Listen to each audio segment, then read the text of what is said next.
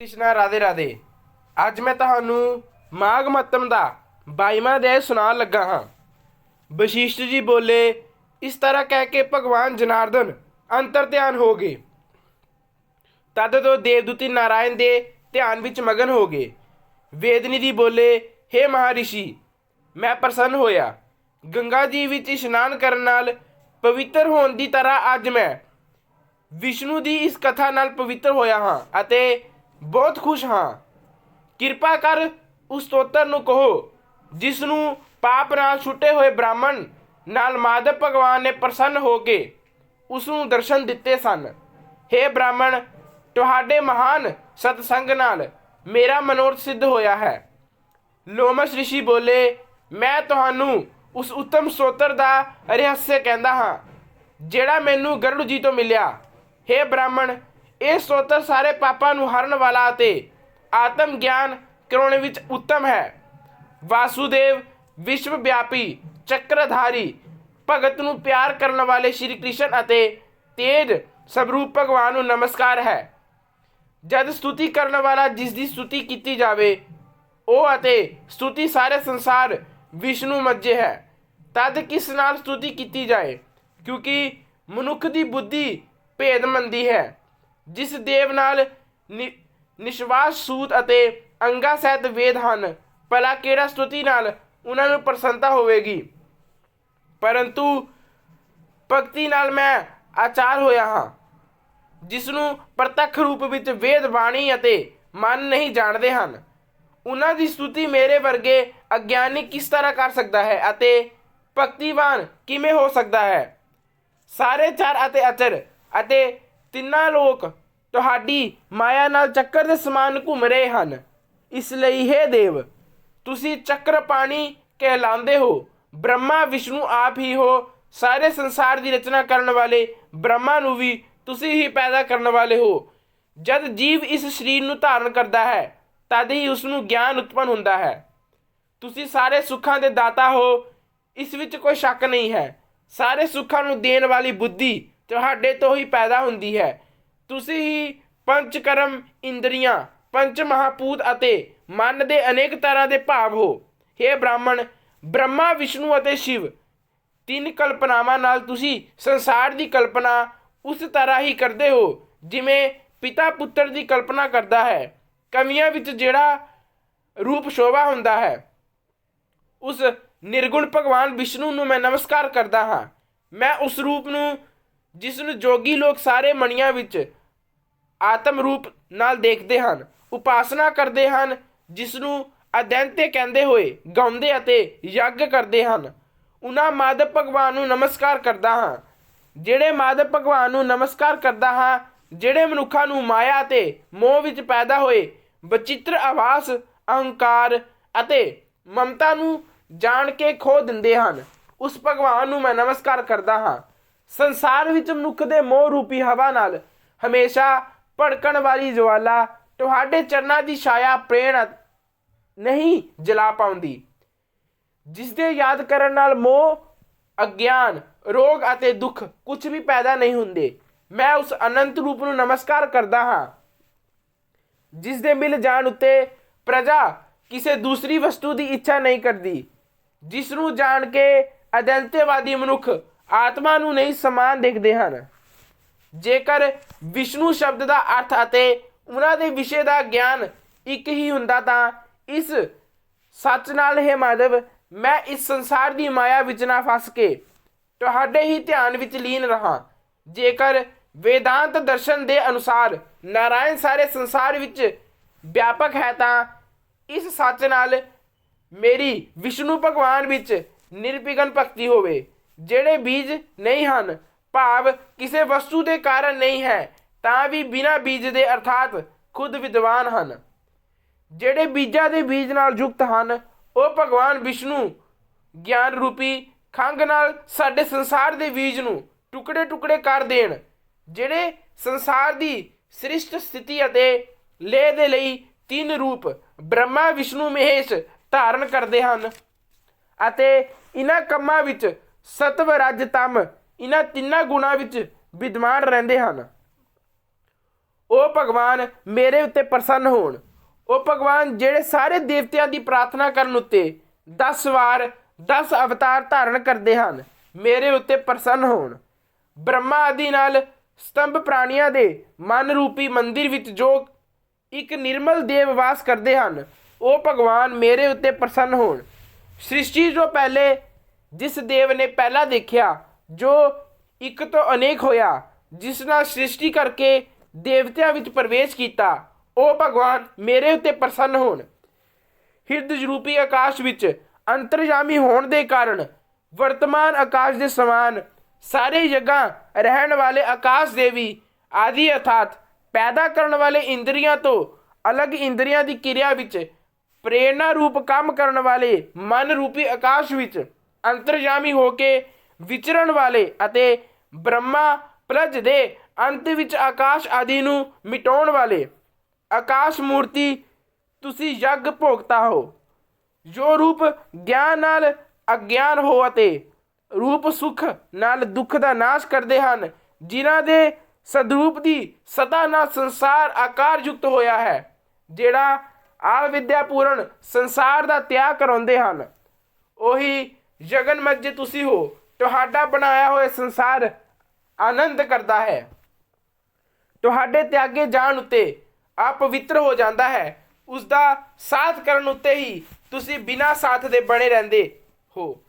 ਇਸ ਲਈ ਆਪ ਵਿੱਚ ਕੋਈ ਵਿਕਾਰ ਨਹੀਂ ਹੈ। ਜਿਨ੍ਹਾਂ ਨੂੰ ਚਾਵਰਗ ਪੰਜ ਭੂਤ ਦੇ ਯੋਗ ਨਾਲ ਪੈਦਾ ਹੋਇਆ ਚੇਤਨਜ ਮੰਨਦੇ ਹੋਏ ਉਪਾਸਨਾ ਕਰਦੇ ਹਨ ਅਤੇ ਪੌੜ ਤਰਕ ਨਾਲ ਤੁਹਾਨੂੰ ਸਣਪੰਗੁਰ ਬੁੱਧੀ ਕਹਿੰਦੇ ਹਨ।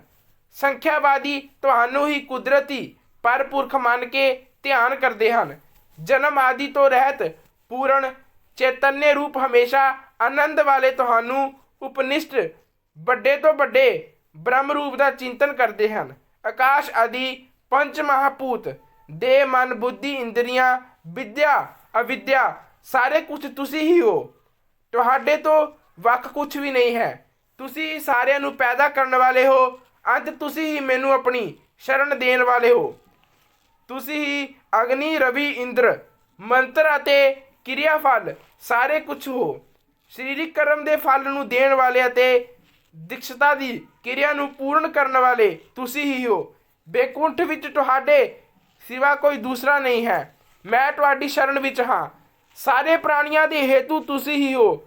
ਸਾਰਿਆਂ ਦੇ ਸ਼ਰਨਦਾਤਾ ਵੀ ਤੁਸੀਂ ਹੋ। ਜਿਸ ਤਰ੍ਹਾਂ ਯੁਵਤੀਆਂ ਦੀ ਤੁਰਨ ਵਿੱਚ ਅਤੇ ਤੁਰਨ ਦੀ ਯੁਵਤੀ ਵਿੱਚ ਪ੍ਰੀਤੀ ਰਹਿੰਦੀ ਹੈ, ਉਸੇ ਤਰ੍ਹਾਂ ਮੇਰੀ ਵੀ ਪ੍ਰੀਤੀ ਆਪ ਵਿੱਚ ਨਿਰੰਤਰ ਰਹੇ। ਹੇ ਹਰੀ, ਜਿਹੜਾ ਪਾਪੀ ਅਤੇ ਦੁਰਾਚਾਰੀ ਮਨੁੱਖ ਤੁਹਾਡੇ ਪ੍ਰਣਾਮ ਕਰਦਾ ਹੈ, ਉਸ ਦੇ ਵੱਲ ਯਮਦੂਤ ਉਸੇ ਤਰ੍ਹਾਂ ਹੀ ਨਹੀਂ ਦੇਖਦੇ ਜਿਵੇਂ ਉੱਲੂ ਸੂਰਜ ਨੂੰ ਨਹੀਂ ਦੇਖਦਾ।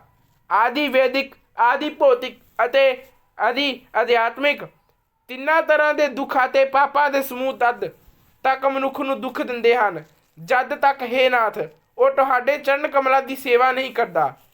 ਜਿਸ ਨੂੰ ਗੁਣ ਜਾਤੀ ਅਤੇ ਸਰੀਰ ਦੇ ਧਰਮ ਸਪਰਸ਼ ਨਹੀਂ ਹੁੰਦੇ, ਜਿਨ੍ਹਾਂ ਨੂੰ ਗਤੀਆਂ ਸਪਰਸ਼ ਨਹੀਂ ਕਰਦੀਆਂ, ਜਿਸ ਨੂੰ ਇੰਦਰੀਆਂ ਵਸ਼ੀਭੂਤ ਨਹੀਂ ਕਰ ਸਕਦੀਆਂ, ਜਿਸ ਦੇ ਮੋਹ ਯੁਕਤ ਮੁਨੀ ਲੋਕ ਪ੍ਰਤੱਖ ਨਹੀਂ ਕਰ ਸਕਦੇ, ਇਸ ਵਿਸ਼ਿਸ਼ਟ ਭਗਵਾਨ ਹਰੀ ਨੂੰ ਮੈਂ ਨਮਸਕਾਰ ਕਰਦਾ ਹਾਂ, ਜਿਨੇ ਐਸ਼ਵਰਜ ਅਰਥਾਤ ਗਿਆਨ ਰੂਪੀ ਸੁੰਦਰ ਗੁਣ ਹਨ ਅਤੇ ਜਿਨ੍ਹਾਂ ਨੇ ਸੁਖ ਸਵਰੂਪ ਮੁਕਤੀ ਰੂਪੀ ਲక్ష్ਮੀ ਦਾ ਆਲਿੰਗਨ ਕੀਤਾ ਹੈ, ਜਿਹੜੇ ਆਤਮ ਸਵਰੂਪ ਸੁਖ ਭੋਗਣ ਵਾਲੇ ਹਨ ਅਤੇ ਧਿਆਨ ਰੂਪ ਜੀਵਨਦਾਈ ਚੂਰਨ ਨਾਲ ਜਿਨ੍ਹਾਂ ਨੇ ਮੌਤ ਨੂੰ ਵਸ ਵਿੱਚ ਕੀਤਾ ਹੈ। ਇਸੇ ਤਰ੍ਹਾਂ ਦੇ ਮੁਨੀਆਂ ਨਾਲ ਸ਼ੋਭਿਤ ਹਰੀ ਭਗਵਾਨ ਨੂੰ ਮੈਂ ਨਮਸਕਾਰ ਕਰਦਾ ਹਾਂ, ਜਿਨ੍ਹਾਂ ਦਾ ਸੁਭਾਅ ਜਨਮ ਆਦਿ ਨਾਲੋਂ ਅਲੱਗ ਹੈ, ਜਿਨ੍ਹਾਂ ਦੇ ਕਾਮ ਆਦਿ ਦੋਸ਼ ਦੁੱਖ ਨਹੀਂ ਦਿੰਦੇ।